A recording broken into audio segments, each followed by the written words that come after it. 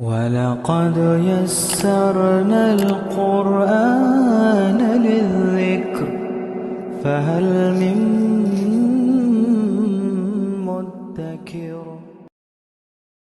بسم اللہ الرحمن الرحیم۔ پھر جب آئے آل لوط کے پاس فرشتے، کہا حضرت لوط نے ان سے کہ یقیناً تم لوگ ہو نا آشنا سے۔ انہوں نے کہا نہیں، بلکہ ہم لائے ہیں تیرے پاس وہ چیز یہ تھے جس میں شک کرتے، اور آئے ہیں ہم تمہارے پاس یقینی بات لے کر، اور یقیناً ہم سچ کہتے ہیں۔ تو چل پڑو اپنے گھر والوں کے ساتھ کچھ رات رہے، اور خود چلو ان کے پیچھے، اور نہ مڑ کر دیکھنا تم میں سے کوئی بھی، اور چلے جو جہاں حکم ہو۔ اور آیت نمبر 66 میں اللہ سبحانہ تعالیٰ فرماتے، اور ہم نے بھیج دیا ان کی طرف یہ فیصلہ کہ جڑ ان لوگوں کی کاٹ دی جائے گی صبح ہوتے ہوتے۔ اور دوڑتے آئے اہل شہر خوشیاں مناتے ہوئے، اس نے کہا کہ یہ ہیں میرے مہمان، تو نہ رسوا کرو مجھے، اور ڈرو اللہ سے، اور نہ بے آبرو کرو مجھے۔ انہوں نے کہا اور کیا نہیں منع کیا ہم نے تم کو سارے جہاں کی حمایت سے؟ اس نے کہا یہ ہے میری بیٹیاں اگر تم ہو کچھ کرنے ہی والے، قسم ہے تمہاری جان کی، یقیناً وہ اپنی مستی میں اندھے ہو رہے تھے۔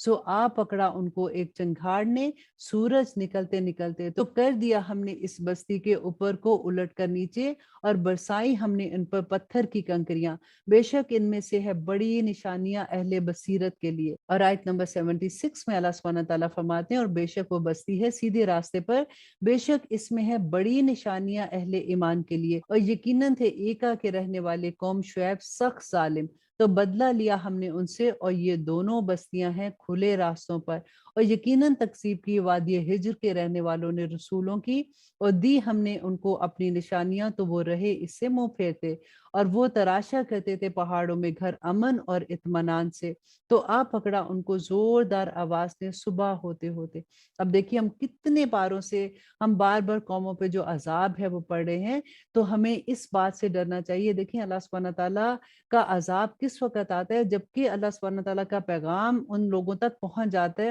اور وہ انکار کر دیتے ہیں، اور وہ اللہ سبحانہ تعالیٰ کی آیات کے مطابق اپنی زندگیاں نہیں گزارتے ہیں۔ تو ہمیں اپنے آپ کو دیکھنا چاہیے کہ اللہ سبحانہ تعالیٰ ہم پر اپنا رحم کرے، اپنا فضل کرے، اور ہمیں اس بات کی سمجھ عطا کرے، اور نہ فائدہ دے سکے ان کو جو کچھ کام وہ کیا کرتے تھے، اور نہیں پیدا کیا ہم نے آسمانوں اور زمینوں کو اور جو کچھ اس کے درمیان میں ہے مگر حق کے ساتھ، اور یقیناً قیامت ضرور آ کر رہے گی، تو درگزر کرو تم ایک اچھے طریقے سے درگزر کرنا۔ یقیناً تیرا رب ہی پیدا کرنے والا اور جاننے والا ہے، اور یقیناً عطا کی ہے ہم نے تم کو 7 آیات بار بار دہرانے والی سورت فاتحہ اور قرآن عظیم۔ اور آیت نمبر 88 میں اللہ سبحانہ تعالیٰ ایک بہت خوبصورت نصیحت کر رہے ہیں کہ اے نبی نہ راغب ہو جائے تمہاری آنکھیں اس کی طرف جو دنیاوی فائدوں سے نوازا ہے ہم نے مختلف جماعتوں کو ان میں سے، اور نہ رنج کرنا ان پر، اور نہ جھکائے رکھنا اپنے بازو مومنوں کے لیے، اور کہہ دو یقیناً میں ڈر سنانے والا ہوں واضح طور پر،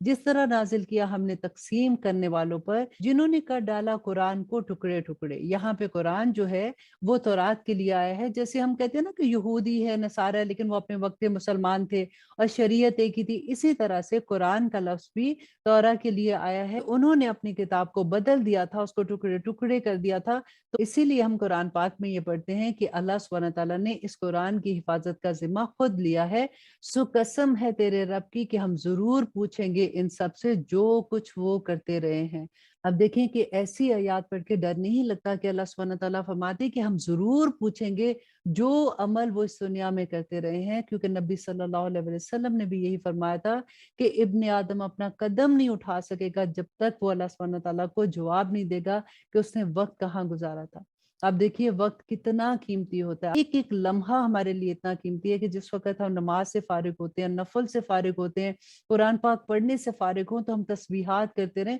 تاکہ ایک ایک لمحہ، اس وقت تو اجر بھی تو دیکھیں نا کتنے زیادہ ہیں، اور اللہ سبحانہ تعالیٰ سے ساتھ ساتھ دعا بھی کرتے رہیں۔ اللہ सुब्हानहू तआला फरमाते हैं आयत नंबर 94 में कि बस बेधड़क सुना दो वो जिनका तुमको हुक्म मिला है और इराज करो मुशरिकों से, यकीनन हम काफी हैं तुम्हें हंसी उड़ाने वालों पर, वो लोग जो करार देते हैं अल्लाह के साथ माबूद दूसरे, सो अनकरीब उनको मालूम हो जाएगा और यकीनन हम जानते हैं कि तंग होता है तुम्हारा दिल इससे जो वो कहते हैं। तो तस्बीह करते रहो हमद के साथ। देखिए अल्लाह सुब्हानहू तआला ने बता दिया ना कि जिस वक्त दिल तंग होता है, कभी कोई आपको ताना देता है, कोई मजाक उड़ाता है, तो करना क्या है, उसका सबसे बेहतरीन अल्लाह सुब्हानहू तआला ने बता दिया कि तस्बीह करो हमद के साथ अपने रब की, और हो जो सजदा करने वालों के साथ, और इबादत किए जो अपने रब की, यहाँ तक कि आ जाए तुम्हारे पास अम्र यकीनी यानी कि मौत, कि जब तक मौत आ जाती है उससे पहले जिस वक्त भी वक्त मिलता है अल्लाह सुब्हानहू तआला की तस्बीह बयान करते रहो, खुशी में, गमी में,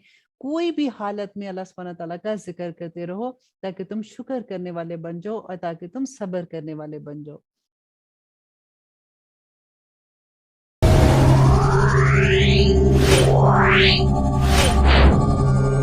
Yeah.